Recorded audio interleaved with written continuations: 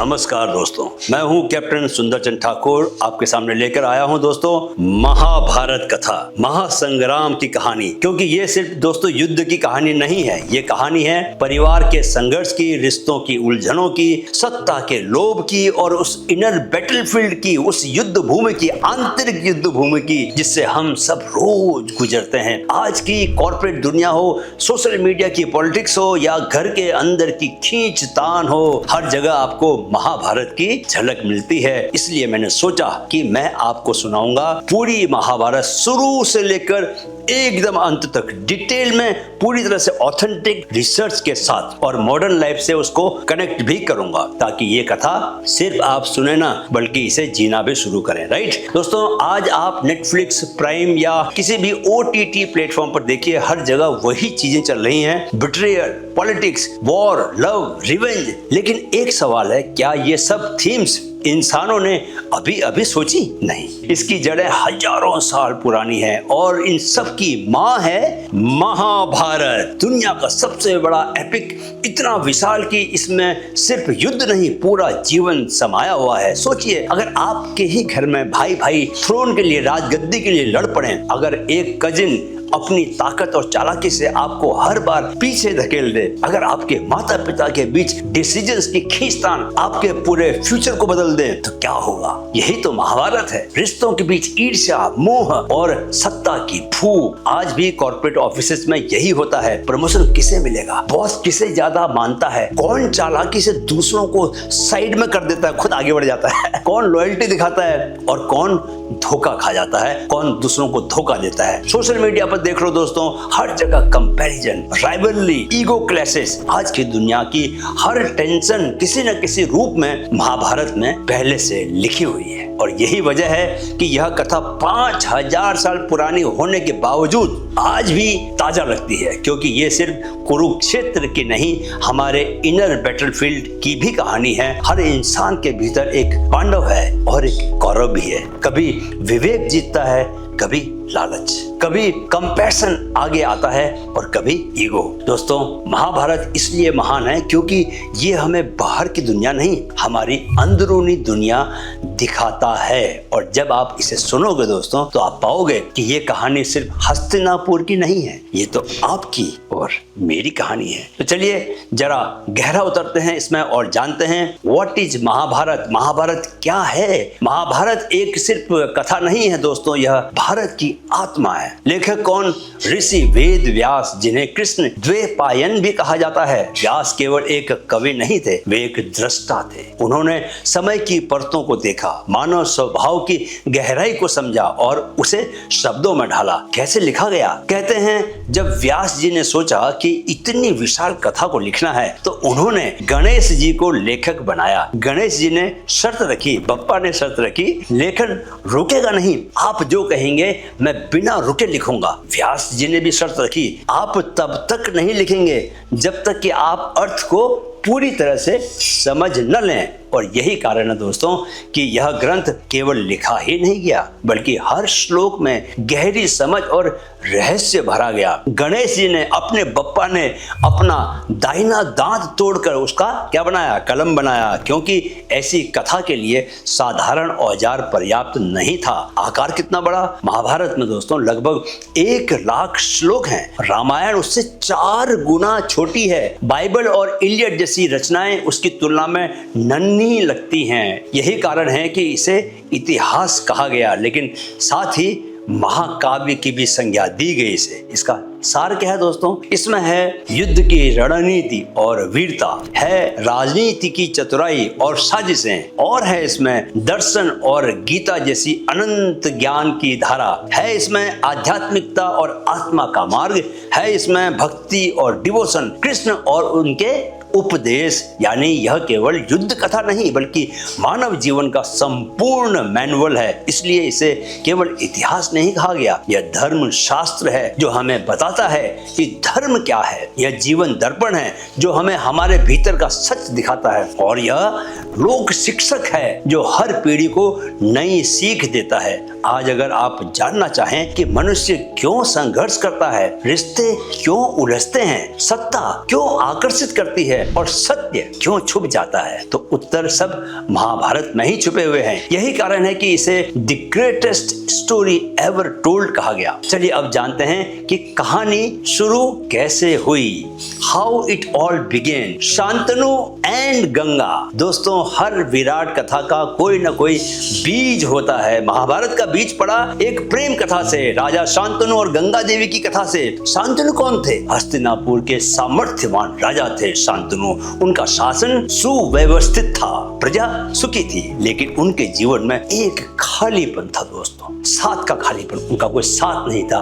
प्रेम का खालीपन, उनके जीवन में कोई प्रेम नहीं था। और शायद यही खालीपन उन्हें एक दिन गंगा किनारे ले गया। जी हाँ, गंगा किनारे। यही हुई पहली भेंट उनकी। जब शांतनु गंगा के तट पे पहुंचे तो उन्होंने क्या देखा? उन्होंने देखा कि नदी के जल में एक अप्सरा जैसी, गजब की खूबसूरत, वैसी ही आभा वाली, परियों जैसी आभा वाली स्त्री खड़ी है। यह कोई साधारण स्त्री नहीं थी दोस्तों, वह थी स्वयं गंगा देवी। उनकी आंखों में गहराई थी, स्वर में मधुरता और रूप इतना लावण्य से भरा हुआ, इतना अलौकिक कि राजा मोहित हो गए। पहली ही नजर में उन्होंने तय कर लिया कि यही उनके जीवन की संगिनी बनेंगी। राजा ने गंगा से विवाह का प्रस्ताव रखा। गंगा मुस्कुराई लेकिन बोली, राजन, मैं आपकी पत्नी बन सकती हूँ, पर एक शर्त है। आपको वचन देना होगा कि कभी मेरे किसी कर्म पर प्रश्न नहीं करेंगे। दोस्तों, दोबारा से सुन लीजिए, ध्यान से सुनिएगा, बिकॉज इसका आगे भी फिर उपयोग होता है। क्या बोला उन्होंने? पर मेरी एक शर्त है, आपको वचन देना होगा कि कभी मेरे किसी कर्म पर प्रश्न नहीं करेंगे। जो भी मैं करूंगी उसमें आप हस्तक्षेप नहीं करेंगे। अगर आपने वचन तोड़ा तो मैं आपको छोड़ दूंगी बिना कुछ बताए। शांतनु उस समय प्रेम में अंधे हो चुके थे।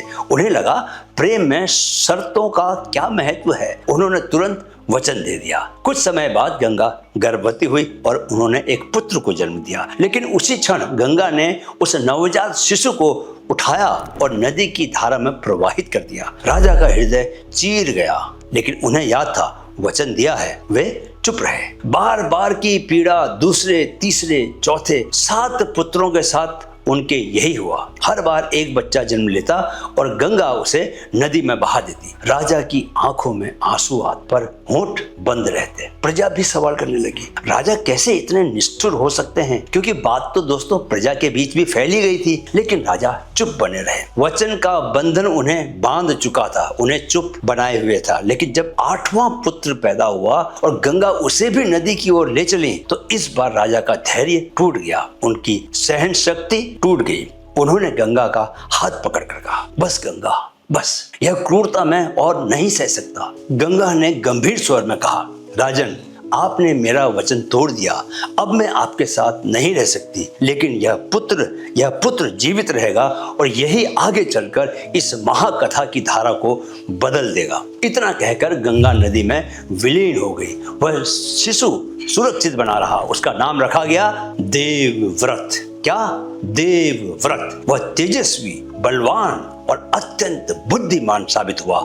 आगे चलकर वही इतिहास में प्रसिद्ध हुआ भीष्म पितामह के नाम से। वह योद्धा जिसने अपने जीवन को त्याग और व्रत में बदल दिया। यही था महाभारत का पहला बीज। एक प्रेम कथा, एक वचन और उसके परिणाम स्वरूप जन्मा वह बालक जो आगे चलकर पूरी महाभारत की दिशा और गति तय करने वाला था। अब जरा इस कथा को आज के संदर्भ में, आज के समय से जोड़कर देखते हैं। दोस्तों, महाभारत की खूबसूरती यही है कि यह सिर्फ राजाओं और युद्ध की नहीं, बल्कि हमारी रोजमर्रा की जिंदगी की भी कहानी है। राजा शांतनु का वचन याद कीजिए। उन्होंने मोह और आकर्षण में आकर बिना सोचे समझे एक शर्त मान ली। परिणाम यह हुआ कि उनके 7 पुत्र नदी में बहा दिए गए और उनका जीवन हमेशा के लिए बदल गया। क्या हम आज यही गलती नहीं करते? रिश्तों में कई बार लोग मोह या प्रेम में अंधे होकर वादे कर बैठते हैं, मैं तुम्हें कभी नहीं छोड़ूंगा, मैं तुम्हारे लिए सब कुछ कर दूंगा। लेकिन बाद में जब हालात बदलते हैं तो वही वादे बोझ बन जाते हैं। करियर में क्या होता है, कई लोग बिना सोचे समझे किसी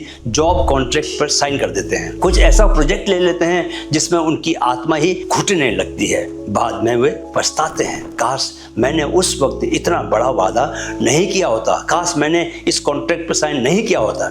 आइडेंटिटी के क्षेत्र में क्या होता है दोस्तों, कभी समाज के दबाव में, कभी परिवार की उम्मीदों में हम अपनी असली चाहत छोड़कर ऐसा कमिटमेंट कर बैठते हैं जो हमारी पहचान ही बदल देता है। जैसे कोई कलाकार बैंकर बन जाता है, कोई राइटर कॉर्पोरेट जॉब में अटक जाता है।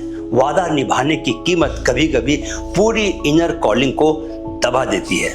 दोस्तों, वचन या प्रॉमिस सिर्फ शब्द नहीं होते, उनकी ताकत इतनी बड़ी है कि वे अपनी किस्मत बदल सकते हैं। राजा शांतनु ने उस समय सोचा, बस इतना तो निभा ही लूंगा, लेकिन वही एक वादा पूरी महाभारत के इतिहास की धारा को बदल गया। इसलिए जिंदगी में वादा करने से पहले रुककर सोचो, क्या मैं इसे निभा पाऊंगा? क्या इसका असर मेरी जिंदगी और दूसरों की जिंदगी पर सही होगा? क्योंकि कभी कभी दोस्तों, एक प्रॉमिस सिर्फ दो लोगों के बीच नहीं रहता, वह पूरी पीढ़ियों की नियति तय कर देता है। अब मैं बताता हूं कि मेरी नज़र में why it is the greatest story. Mahabharata को दुनिया की सबसे महान कथा क्यों कहा जाता है? क्योंकि यह सिर्फ गुड वर्सेस इविल की कहानी नहीं है। यहाँ कोई पूरी तरह से देवता नहीं है और न कोई पूरी तरह से राक्षस है। हर कैरेक्टर, हर चरित्र में अच्छाई भी है और कमजोरी भी है। यही तो इंसान की भी सच्चाई है। भीष्म पितामह त्याग और व्रत के प्रतीक, उन्होंने अपना पूरा जीवन वचन निभाने में गुजार दिया, लेकिन यही त्याग उन्हें उस समय पत्थर बना देता है दोस्तों, जब द्रौपदी का अपमान हो रहा होता है और वे कुछ नहीं कर पाते। ये सब बातें हमें बताती हैं कि कभी कभी अति प्रतिबद्धता भी अन्याय को जन्म देती है। द्रोणाचार्य, महान गुरु, जिन्होंने अर्जुन को धनुर्विद्या का शिखर सिखाया, लेकिन वे भी लालच और अहंकार से मुक्त नहीं थे। उन्होंने न्याय से ज्यादा अपनी महत्वाकांक्षा और ऋण की भावना को महत्व दिया। यह सिखाता है कि ज्ञान महान है, लेकिन अगर विवेक न हो तो वही ज्ञान विनाश बन सकता है। कर्ण का नाम आप तो बखूब जानते होंगे, सबसे दुखद नायक महाभारत का, अत्यधिक वफादार, उदार और दानी, महादानी, लेकिन गलत पक्ष के साथ खड़े रहे क्योंकि उन्हें स्वीकृति और पहचान की भूख थी। यह याद दिलाता है कि इंसान हमेशा बुरा इसलिए नहीं बनता दोस्तों कि उसमें बुराई है, कभी कभी वह गलत जगह खड़ा हो जाने से भी बुरा कहलाता है। अर्जुन को देखो, वीर योद्धा, लेकिन भीतर से असमंजस और डाउट से भरा हुआ। कुरुक्षेत्र के युद्ध से पहले वे कलेप्स हो गए। मैं अपने ही लोगों को कैसे मारूं? यह हमें दिखाता है कि महानतम वॉरियर भी मानसिक संघर्ष से जूझता है दोस्तों। दुर्योधन, इसे तो आप बखूब जानते होंगे, साहसी और सक्षम, लेकिन अहंकार और ईर्ष्या से भरा हुआ। उसका सबसे बड़ा दोष यह था कि वह दूसरों की अच्छाई बर्दाश्त नहीं कर पाता था। यह अहंकार आज भी इंसानों को भीतर से खा जाता है। द्रौपदी, अग्निजन्मा, आत्मसम्मान की प्रतिमूर्ति, उनका जीवन लगातार अपमान और संघर्ष से गुजरा। वे हमें सिखाती हैं कि स्त्री की गरिमा और उसकी आवाज इतिहास के सबसे बड़े युद्ध का कारण भी बन सकती है। कृष्ण, संपूर्ण मार्गदर्शक, न तो सीधे युद्ध में हथियार उठाया उन्होंने, नहीं वे गद्दी में बैठे, लेकिन उनकी नीति, उनकी गीता, उनका मार्गदर्शन ही पूरी महाभारत की धुरी बना। वे दिखाते हैं कि जीवन का असली सामर्थ्य बुद्धि, धैर्य और सही समय पर सही सलाह में है। यही वजह है कि महाभारत किसी एक धर्म, एक जाति या एक काल की कहानी नहीं है, यह हर इंसान की कहानी है। क्योंकि हम सब में कभी अर्जुन का डाउट, कभी दुर्योधन का ईगो, कभी कर्ण की वफादारी, कभी भीष्म का त्याग और कभी कृष्ण का विवेक सामने आ ही जाता है। महाभारत सुनना दरअसल अपनी ही जिंदगी का आईना देखना है। यही कारण है कि यह कथा समय से परे होकर हर युग में प्रासंगिक बनी रही है। महाभारत की सबसे बड़ी शक्ति यही है दोस्तों कि यह हमें बाहरी युद्ध से ज़्यादा भीतरी युद्ध दिखाती है। हर इंसान के भीतर एक कुरुक्षेत्र है। यह कुरुक्षेत्र बाहर खेतों और धरती पर नहीं, हमारे अपने मन और आत्मा में बसा हुआ है। हमारे भीतर ही पांडव हैं। विवेक, धर्म, साहस, प्रेम, त्याग और न्याय की भावना हमारे भीतर ही कौरव भी हैं। ईर्ष्या, क्रोध, लालच, अहंकार और मोह, हर दिन हर क्षण ये दोनों सेनाएं हमारे भीतर आमने सामने खड़ी होती हैं। कभी पांडव जीतते हैं जब हम सत्य बोलते हैं, जब हम किसी की मदद करते हैं, जब हम अपने स्वार्थ से ऊपर उठकर सही निर्णय लेते हैं। लेकिन कभी कौरव भी जीतते हैं जब हम ईर्ष्या में जलते हैं, जब हम गुस्से में किसी का अपमान कर देते हैं, या जब हम सिर्फ अपने लाभ के लिए दूसरों का नुकसान करने की सोचते हैं। असली युद्ध यही है, बाहर नहीं, भीतर। बाहर के युद्ध तो दोस्तों तलवार और बाण से लड़े जाते हैं, लेकिन भीतर का युद्ध विचारों, भावनाओं और निर्णयों से लड़ा जाता है। महाभारत हमें सिखाती है कि जीवन का असली विजेता वही है जो अपने भीतर के दुर्योधन को हराकर अपने भीतर के अर्जुन को जागृत करता है, उसको उठाता है। वही जो अपने अहंकार और लालच को पीछे छोड़कर विवेक और साहस को आगे लेकर आता है। और यही कारण है कि महाभारत आज भी उतने ही जीवंत है, क्योंकि यह हमें केवल इतिहास का युद्ध नहीं दिखाती, बल्कि हर इंसान के भीतरी कुरुक्षेत्र का नक्शा भी बनाती है। जब हम इस कथा को सुनते हैं तो हमें एहसास होता है कि यह कहानी हस्तिनापुर की नहीं, यह तो मेरी ही कहानी है, मेरा ही मन है, जहाँ कभी पांडव उठते हैं, कभी कौरव। यही महाभारत का अनंत संदेश भी है। तो दोस्तों, आज आपने जाना कि महाभारत क्यों है दुनिया की सबसे महान कथा और इसकी शुरुआत कैसे हुई। लेकिन असली मोड़ अब आएगा जब गंगा पुत्र देवव्रत अपने पिता के लिए एक ऐसा व्रत लेते हैं जो उन्हें इतिहास का सबसे बड़ा त्यागी बना देगा। अगले एपिसोड में मिलते हैं देवव्रत बना भीष्म, वह व्रत जिसने पूरी महाभारत लिख दी। याद रखिए, महाभारत सिर्फ इतिहास नहीं, ये हमारे जीवन का दर्पण है। मिलते हैं अगले एपिसोड में। वीडियो देखने के लिए बहुत बहुत आभार। मेरे साथ कहें, मन में है तो मुमकिन है। जय श्री कृष्णा।